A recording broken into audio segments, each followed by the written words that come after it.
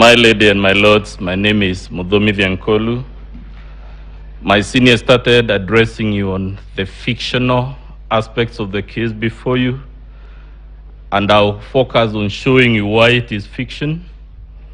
And in the literature and the arts, they talk of several genres. When we thought about this matter, we thought the fiction before you is of the genre called tragic comedy.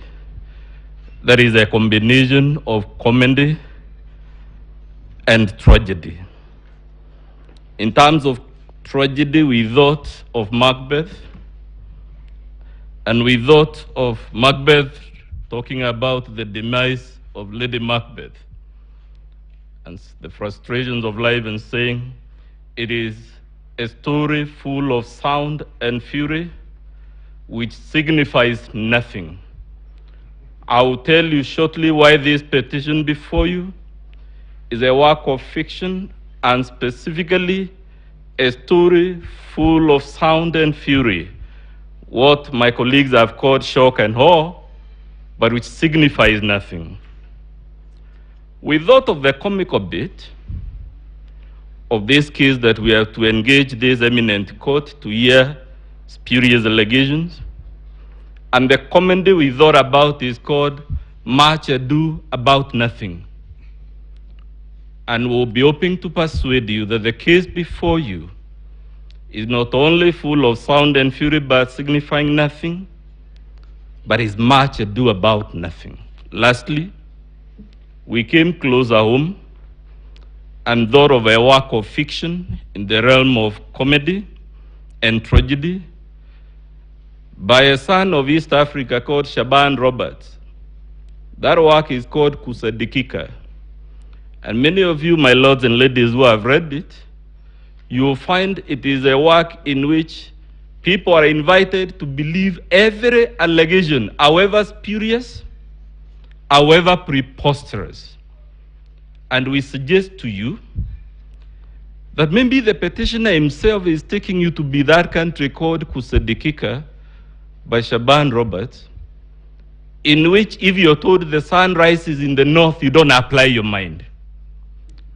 Your challenge, my lady and my lords, is who do you believe amongst all these people with stories and counter stories?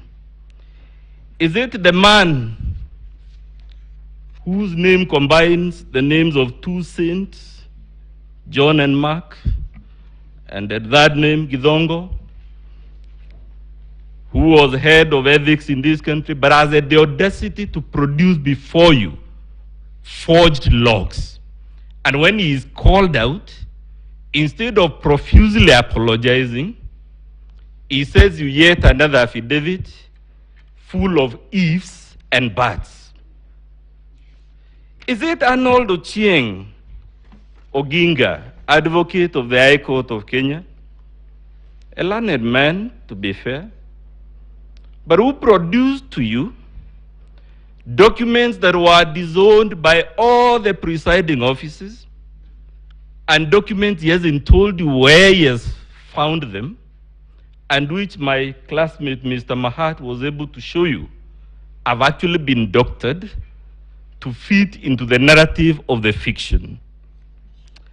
Or, my lord, are you going to believe Githongo when he tells you that the undisclosed man was demonstrating to him a Form 34A for governor, even though we all know the results for governor are not streamed on the public portal? Or, my lord, are we going to believe the four commissioners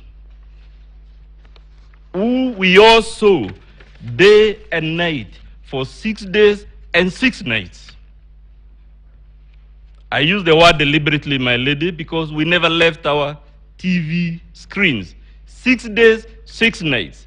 We saw them announcing results that had been verified, and you were told by Mr. Mahat, indeed, they announced most of them. But when the winner becomes apparent, they suddenly turn around and tell you Mr. Chebukati is a bad man, he should be crucified.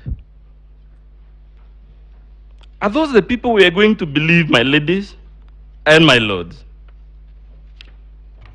Or are we going to believe the petitioner himself when he tells you in his petition and affidavit that the Honorable William Ruto intercepted, altered, staged, and then dumped Form 34A on the e-portal?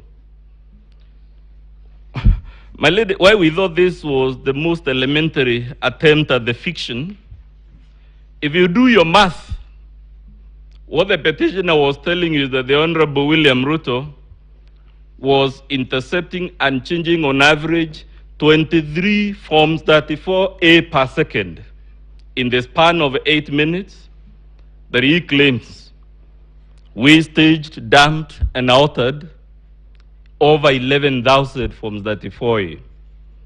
A question was asked yesterday, my lady.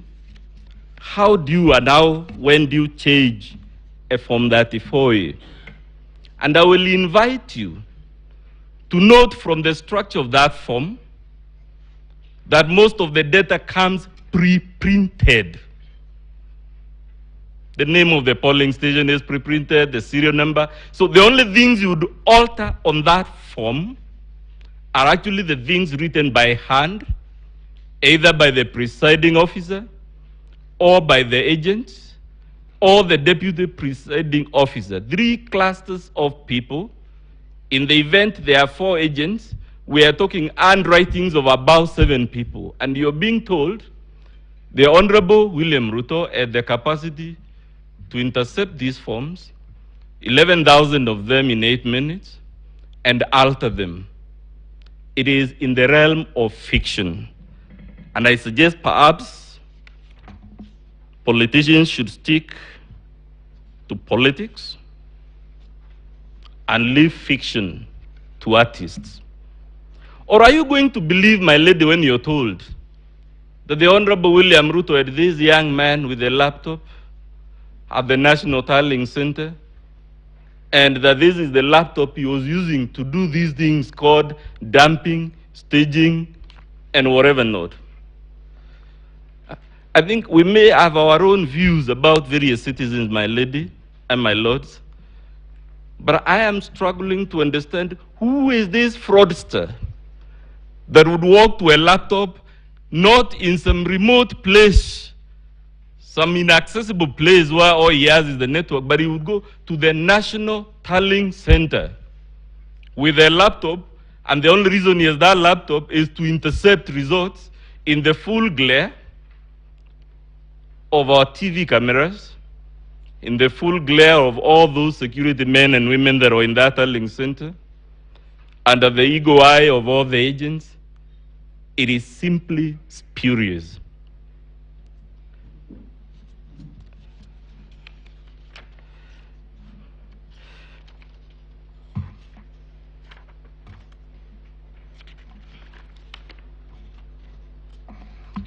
My Lord, you are told all these things, and I'm sorry if this is repetitive.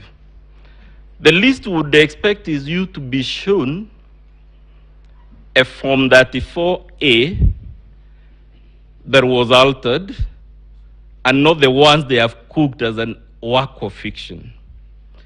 The least we expected is for them to tell you which are the polling stations in which this interception, staging, and dumping occurred. In short, my duty, my lady and my lords, is to tell you, even if you are to look at this case with your most magnanimous and generous set of eyes, even if you are to be as benevolent as Father Christmas, the verdict you would return is that this case before you is a story full of sound and fury, but which signifies nothing. The case before you is much ado about nothing, and you must tell the petitioner, this is not the Supreme Court of the Republic of Kusadikika. It is the Supreme Court of the Republic of Kenya. It is to be expected that when you move this solemn court, You don't put us in exercises that leave other civilizations wondering why we have to waste the time of the Supreme Court, or God forbid, even the small claims court, dealing with allegations of the type before you, which cannot be believed even by the most gullible person. Let the works of fiction be left to Hale Grissom, James Adliches, James Bond. This is a solemn platform. I regret and I pity all of us that we came to deal with such a spurious matter. Thank you very much.